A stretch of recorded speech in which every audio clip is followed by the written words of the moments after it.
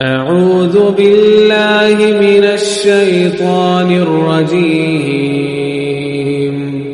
بسم الله الرحمن الرحيم الحمد لله رب العالمين الرحمن الرحيم مالك. السلام علیکم. بسم اللہ الرحمن الرحیم. ناظرین کرام، آپ کے سامنے اس کے قبل جو قسط لے کر آئے تھے اس میں بات یہاں تک پہنچی تھی کہ جب اعلان رسالت ہو گیا تو اب کفار محمد مصطفیٰ صلی اللہ علیہ وآلہ وسلم کے جانی دشمن ہو گئے اور ایک جٹ ہو کر سب کے سب آپ کے خلاف مہم چلانے لگے. ان میں سے 3 قبیلے جو سب سے زیادہ اہم رول جن کا رہا اور جن کو سب سے زیادہ عداوت تھی وہ بنی امیہ، بنی مخزوم اور بنی مغیرہ تھے. ان لوگوں نے دیکھا کہ اب توحید کا علم بلند ہو چکا ہے، پرچم بلند ہو چکا ہے، اس لیے اب کوئی صورت ایسی نکالی جائے کہ جس سے محمد مصطفیٰ صلی اللہ علیہ وسلم کو ان کو اپنے اس کام کو پر رکنے پر مجبور کر دیا جائے. تو ان کی سمجھ میں یہی آیا کہ محمد مصطفیٰ صلی اللہ علیہ وسلم کا اس دنیا میں اگر کوئی حامی و مددگار ہے اس مادی دنیا میں تو وہ ہیں آپ کے چچا حضرت ابو طالب علیہ السلام. اس لیے ان سے یہ بات کی جائے کہ یہ اپنے بھتیجے، اپنے بیٹے کو اس کام سے باز رہنے کے لیے مجبور کریں. اور اس کے پیچھے بھی ان کے دو ارادے تھے. پہلا ارادہ تو یہ کہ اگر یہ مجبور کرتے ہیں اور محمد باز آ جاتے ہیں اعلان توحید کو روکنے سے تو ان کا جو مقصد ہے وہ حل ہو جائے گا. اور اگر یہ ان کے کہنے کے باوجود محمد اپنی تحریک سے باز نہیں آتے اور توحید کا پرچم بلند کرتے رہتے ہیں تو کم سے کم یہ تو ضرور ہو جائے گا کہ حضرت ابو طالب ان سے بددل تو ضرور ہو جائیں گے. اور کیونکہ ان کی بات نہیں مانیں گے وہ، تو یہ لازمی سی بات ہے کہ وہ بددل ہو جائیں گے. اور اس کی وجہ سے یہ ہو جائے گا کہ جو بنی ہاشم ہیں اور بنی مطلب جو ہیں وہ سب کے سب جو جناب ابو طالب کی وجہ سے ان کے ساتھ میں ہیں وہ بھی ان سے الگ ہو جائیں گے. پھر محمد اکیلے پڑ جائیں گے اور پھر ہم جیسا چاہیں گے محمد کے ساتھ سلوک کر لیں گے. لیکن ان کا یہ منشا پورا نہ ہو سکا، کیونکہ جب یہ جناب ابو طالب کے پاس آئے اور تاریخ داں یہ بیان کرتے ہیں جو اور ہم سب آپ کو اپنے سے بہتر جانتے ہیں.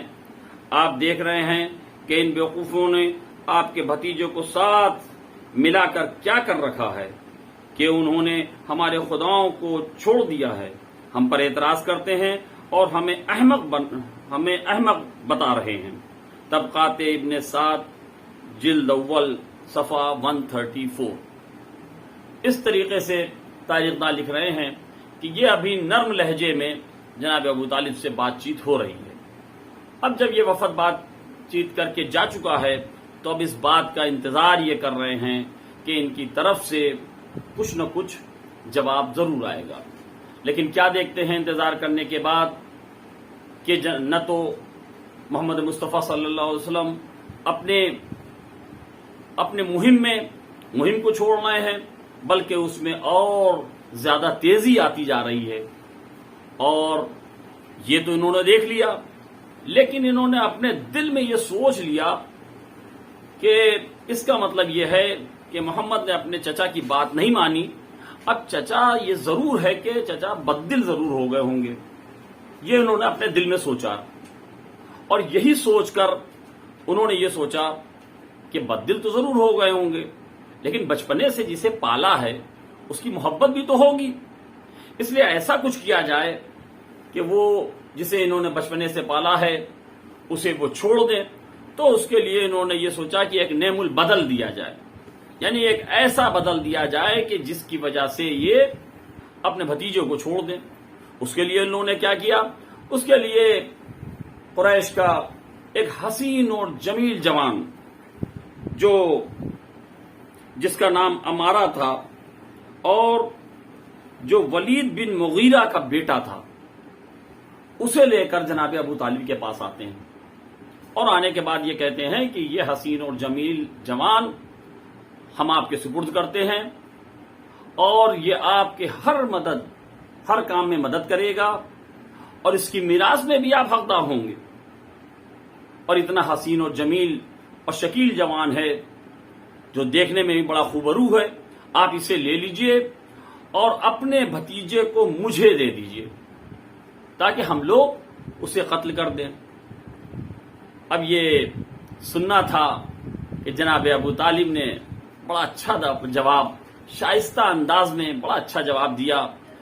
انہوں نے کہا کہ سبحان اللہ، کیا ہمارے حق میں تم نے فیصلہ کیا ہے؟ تم لوگوں نے میرے ساتھ انصاف کیا ہے، یعنی میں تو تمہارے بچے کو لے کر پالوں اور اسے کھلاؤں پلاؤں، اور تم میرے بچے کو مجھ سے لے کر قتل کر ڈالو۔ یہ تو نہ ہوا، یہ انصاف تو نہ ہوا، ہاں طاقت کے بل پر کسی کمزور کو دبانا ہوا۔ ابن سعد جلد اول صفحہ نمبر 134 پر یہ لکھا ہوا ہے۔ یعنی جب یہ لوگ آئے ہیں اور آنے کے بعد یہ پیشکش کر رہے ہیں کہ آپ مغیرہ کو لے لیجئے اور اپنے بھتیجے کو ہمیں دے دیجئے، ہم آپ کے بھتیجے کو قتل کریں گے اور مغیرہ آپ کا مددگار بن جائے گا۔ لیکن جب انہوں نے یہ دیکھا اور جناب ابو طالب کا جواب سن لیا تو اب یہ سمجھ گئے یہ کہ جناب ابو طالب اپنے بھتیجے سے بددل نہیں ہوئے ہیں، بلکہ اس کی مہم میں یہ ساتھ دے رہے ہیں، اس کی بات پر یہ لبیک کہہ رہے ہیں۔ ان کا نظریہ وہی ہے جو ان کے بھتیجے کا نظریہ ہے۔ لیکن جناب ابو طالب یہاں سے ہوشیار ہو جاتے ہیں اور یہیں سے انہیں اپنے بھتیجے کی جان کا خطرہ محسوس ہونے لگتا ہے، اور وہ ڈرنے لگتے ہیں کہ ہمارے بھتیجے کی جان کو کہیں خطرہ نہ ہو جائے۔ اور یہ شدت اتنی زیادہ بڑھتی ہے کہ ایک رات جب شام کے وقت یہ آتے ہیں گھر پر جناب ابو طالب اور دیکھتے ہیں کہ ان کا بھتیجا وہاں نہیں ہے، یعنی محمد مصطفیٰ صلی اللہ علیہ وآلہ وسلم گھر پر نہیں ملتے ہیں، تو اتنا پریشان ہوتے ہیں اور یہ سمجھ جاتے ہیں کہ ہمارے بھتیجے کے ساتھ کچھ حادثہ ہو گیا۔ فوراً بنی ہاشم اور بنی مطلب کے لوگوں کو جمع کرتے ہیں، اور جمع کرنے کے بعد سب سے کہتے ہیں کہ سب لوگ ایک اچھا تیز ہتھیار لے کر آؤ، لوہے کا ہتھیار لے کر آؤ جو بہت تیز ہو، اسے لے کر آؤ اور اپنے پاس رکھو، اور سب ہم ساتھ چلیں گے، اور چلنے کے بعد جہاں پر یہ قریش جمع ہوتے ہیں میرے ساتھ سب چلو، اور جانے کے بعد ہر سردار کے ساتھ ساتھ ایک ایک لوگ ان کے پاس جا کر بیٹھ جانا، اور جیسے ہی یہ پتا چلے کہ محمد کو قتل کر دیا گیا ہے، اپنے پاس بیٹھے ہوئے سردار کو فوراً قتل کر دینا۔ ہاں خاص بات اس کا بھی دھیان رہے کہ ابو جہل کے ساتھ کسی طریقے کی کوئی نرمی نہیں ہونی چاہیے، وہاں پر بڑے ہوشیاری سے بیٹھنا ہے، اور جیسے ہی یہ بات پتا چلے کہ محمد کو قتل کر دیا گیا تو فوراً ان کو قتل کر دینا۔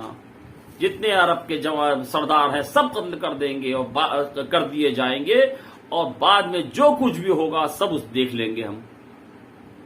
یہ مہم لے کر ابھی چلنے ہی والے تھے کہ ان کی نظر زید بن حارث پر پڑ گئی۔ زید بن حارث وہاں سے آ رہے تھے۔ آپ نے پوچھا کہ میرے بیٹے کو کہیں دیکھا ہے؟ کہا ہاں ابھی تو ہمارے ساتھ ہی تھے۔ کہا اچھا کہاں تھے؟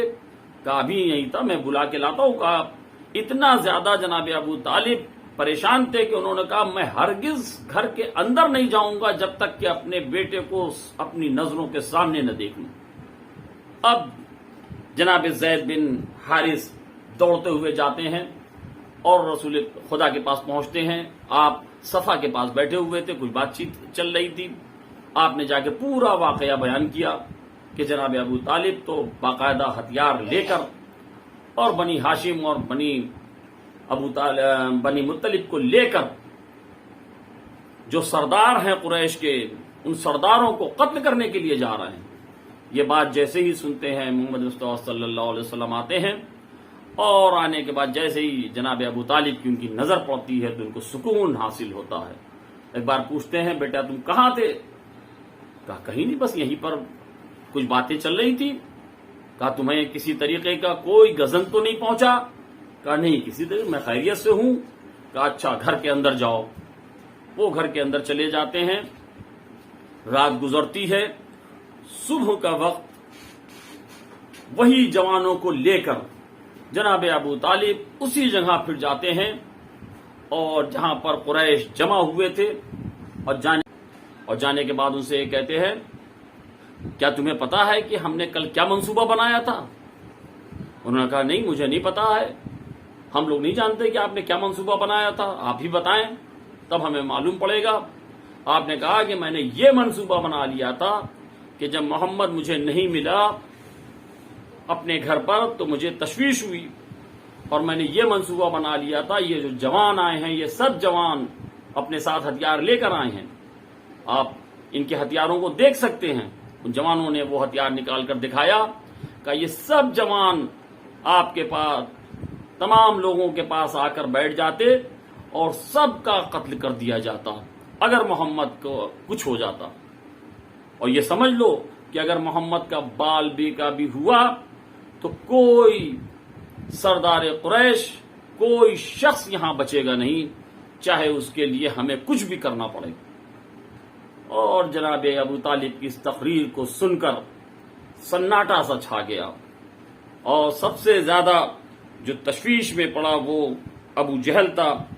یہاں تک کہ تاریخ داں لکھتے ہیں کہ پوری قوم پر ایک شکستگی طاری ہو گئی, اور سب سے زیادہ شکستہ دلی کا اثر ابو جہل پر تھا. ابن سعد جلد اول صفحہ 134 پہ.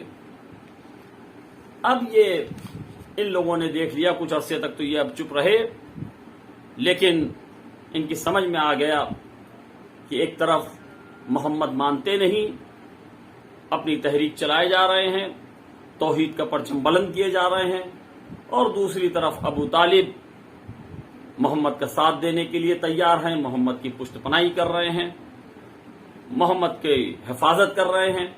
تو اب ایسے میں کیا کیا جائے؟ اب انہوں نے جو دوسرا رویہ اپنایا وہ سختی کا رویہ اپنایا. اور اب جب جناب ابو طالب کے پاس اب انہوں نے یہ سوچا کہ ایک بار اور ان سے جا کر بات کر لیتے ہیں, اور یا یہ سمجھیے کہ انہیں ایک کھلا چیلنج دے دیتے ہیں کہ اب اگر آپ نہیں مانتے ہیں یا آپ کا بھتیجا اپنی بات سے نہیں مانتا ہے تو پھر جنگ کے علاوہ اور کچھ نہیں. تو کھلا چیلنج دینے کے لیے پھر جناب ابو طالب کے پاس یہ لوگ آتے ہیں, اور آنے کے بعد تاریخ داں بتاتے ہیں کہ اس لہجے میں کہتے ہیں کہ ابو طالب تمہارا بھتیجا ہمارے معبودوں کی توہین کرتا ہے, ہمارے باپ دادا کو گمراہ کہتا ہے اور ہمیں احمق ٹھہراتا ہے. اب ہم اس ہتک کو برداشت نہیں کر سکتے, اس لیے تم یا تو درمیان سے الگ ہو جاؤ اور یا کھل کر سامنے آ جاؤ کہ ہم میں فیصلہ ہو جائے. رسالہ مولوی, دہلی, ستمبر 1959. اب اندازہ لگ گیا کہ یہ سخت رویہ اپنا رہے ہیں, لیکن ان کو جناب ابو طالب کے رویے سے یہ صاف صاف نظر آ رہا تھا کہ ابو طالب کا موقف وہی معلوم ہوتا تھا جو ان کے بھتیجے کا تھا, یعنی وہ وہی چاہتے تھے جو ان کا بھتیجا چاہتا تھا. اور توحید پر تو ان کا پہلے سے ہی اعتقاد تھا, اپنے باپ دادا کے زمانے سے یہ توحید پر اعتقاد تھا, توحید ماننے والے وہ تھے ہی. اور اس کے علاوہ سچا اور ایماندار محمد مصطفیٰ کو تو کفار قریش مانتے تھے، کوئی ایسا شخص ہی نہیں تھا جو، بلکہ ان کو لقب بھی دیا گیا صادق کا اور امین کا۔ تو جب کفار جیسے لوگ محمد کو سچا اور ایماندار مان رہے تھے تو ابو طالب کیوں کر نہیں مانتے؟ اور اس کے بعد اسلام کے اعلان کے بعد جب یہ اعلان صرف گھر والوں کے لیے ہوا اور یہ صرف گھر تک محدود تھا، اور پہلی دفعہ جیسے ہی رسول خدا نے اس اعلان کو اپنے گھر والوں کے لیے کیا، فوراً ابو طالب رسول کو بحیثیت رسول ماننے لگے تھے۔ تو بحیثیت رسول اس طریقے سے مانتے تھے، لیکن مصلحت کے تحت اور خداوند کریم کی جو مصلحت تھی اس کو مد نظر رکھتے ہوئے یہ کھل کر اعلان نہیں کر رہے تھے۔ مسلمان ہونے کا کھل کر اعلان اس لیے نہیں کر رہے ہیں کہ اس میں ان کی حکمت عملی چھپی ہوئی تھی، کیونکہ کھل کر اگر وہ اعلان کر دیتے ہیں تو پھر وہ اس طریقے سے رسول کی مدد نہیں کر سکتے تھے جیسی رسول کی مدد کی ہے۔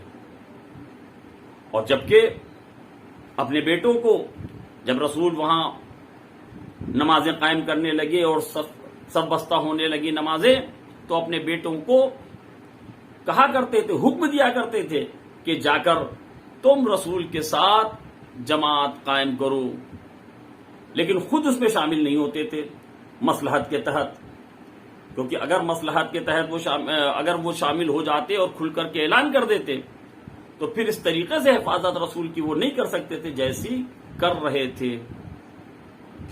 اور رسول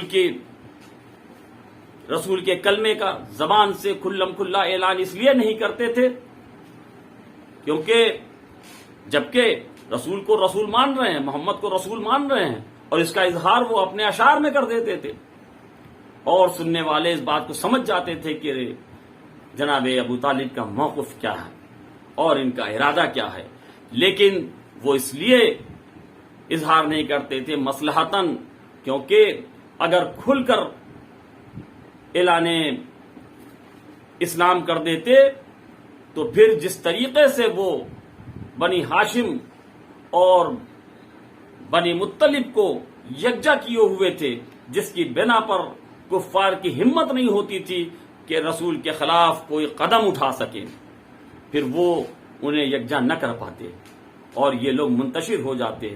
تو انہوں نے بغیر اس کے اعلان کیے ہوئے اعلان اپنے مسلمان ہونے کا اعلان کیے بغیر حکمت عملی سے کام لیا، اور ایسی حکمت عملی سے کام لیا کہ جب تک جناب ابو طالب زندہ رہے کسی کی ہمت نہیں ہوئی کہ رسول کے خلاف کوئی ایسا قدم اٹھا سکے جو رسول کو قتل کرنے کا قدم ہے۔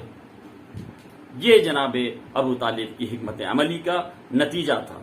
اب اس کے آگے کی بات انشاءاللہ آگے کی قسط میں آپ کے سامنے بیان ہوگی۔ وآخر الدعوانا ان الحمدللہ۔